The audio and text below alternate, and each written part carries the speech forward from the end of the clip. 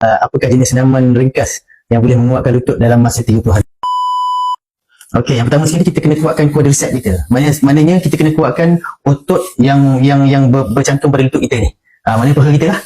Mudahnya kita kena berdiri dan kita cuba kerahkan kita punya paha kita ni. Okey, kita kerahkan dalam 10-15 saat, kita lepaskan balik. Buat dalam 10-15 kali setiap pagi. Okey, itu yang pertama. Yang kedua, kita boleh duduk atas kursi. Lepas tu kita straightkan kita punya lutut tu. Kita straightkan kaki kita, hold dalam 5-10 saat, lepas tu letak balik.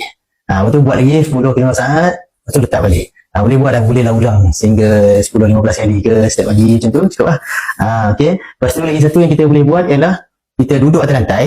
Okay, luruskan kaki kita ke depan. Lepas tu kita cuba capai ke kita tu, kita punya jari kaki tu. Kita cuba capai. So boleh buat benda tu dalam 5 ke 10 kali ataupun 15 kali setiap pagi. InsyaAllah lutut kita akan jadi semakin kuat lah. Sebab itu semua adalah senaman-senaman untuk menguatkan otot-otot yang kena mengena dengan lutut. Macam tu. Okay. Alright.